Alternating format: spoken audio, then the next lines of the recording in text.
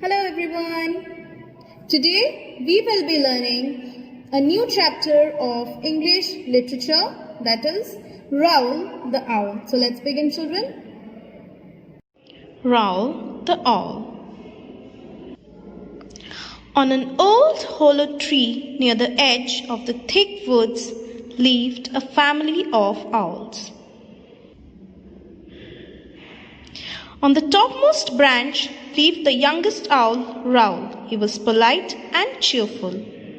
But he had a serious problem for an owl. He couldn't see in the dark. Every evening his family would wake up, yawn, stretch and start out.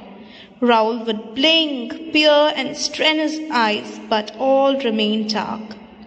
When the moon was up, he could dimly see the shapes of the trees, but he had to fly very slowly and close to the ground. Since it was impossible for him to hunt, he had to go early and wait to be fed. His brothers brought him some dinner in turns. However, they constantly laughed and hooted at Raoul's inability to hunt. Raoul hated this. At last, Raoul couldn't stand it any longer. "This won't do," he said firmly to himself. "I will have to change my habits." And then and there he made up his mind to do something daring. He decided to sleep all night and wake up in the morning. When the family heard of the decision, mother and father were very upset. "Whoever has heard of such a thing?" Mother cried and almost fainted. "Disgraceful," said father. "None of our family has ever done such a thing." Rufus, one of the middle brothers who read a lot, said, "No, Arctic owls hunt diurnally.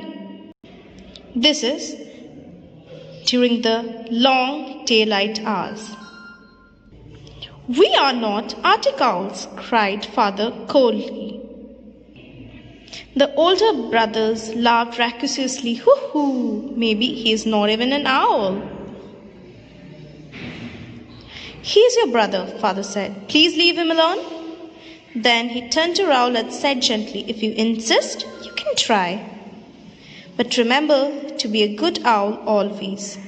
Father patted mother's wing and whispered, "Don't worry, my dear. He will soon change his mind." The following morning, when his family was going to bed, Raoul got up, stressed, and stepped outside. He slid out of the branch and looked about. "Wow!" he shouted. He could see everything, and there was so much to see. A bright hot yellow thing in the sky, the forest, brown and green, far away meadows, green, full of flowers. Raoul spread his wings and flew about. He had never seen so many colors in his whole life. He felt so good that he flew about, down, and did barrel rolls and loop-the-loops. By noon, he was hungry. He spied a small mouse and behind an old barn. He swooped down on it. "Oh, please, Mr. Hawk, let me go," squeaked the sad little mouse, holding his little hands together. Raoul's heart was touched. He let the mouse go free.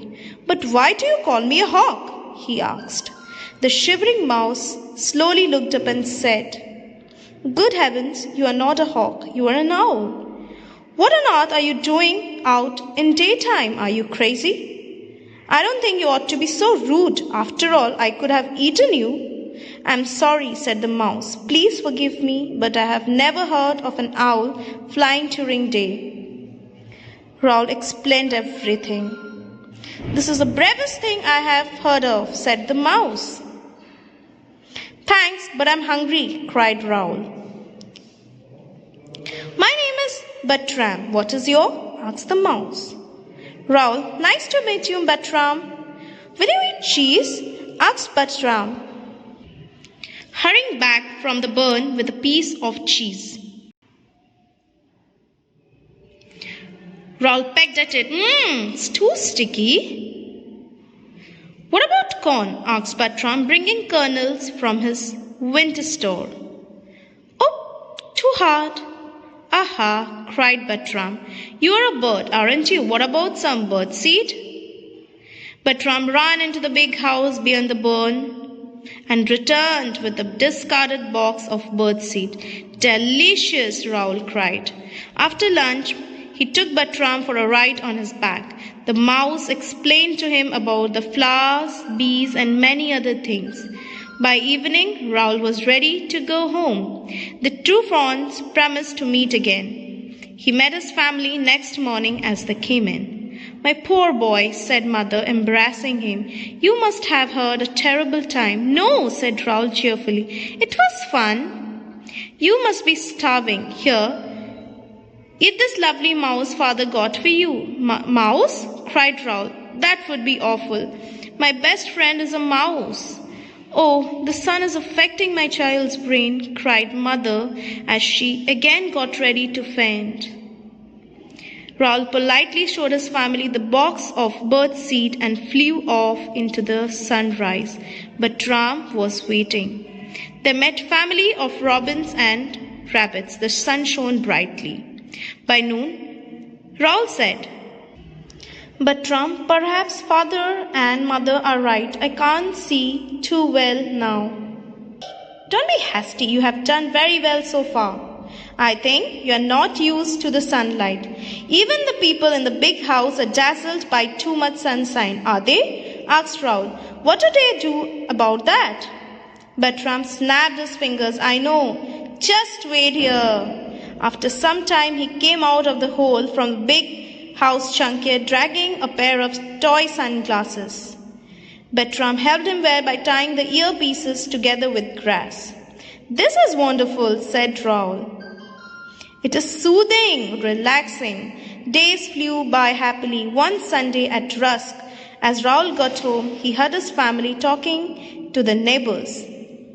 Our Raoul flies in the sunlight, first owl to do it ever, real genius. Nothing can keep a good owl down. Raoul slipped into his bed content, singing, "Too-wit, too, too-wit, too." Thank you for watching the video. I hope you all understood the chapter. Take care. Stay safe at home.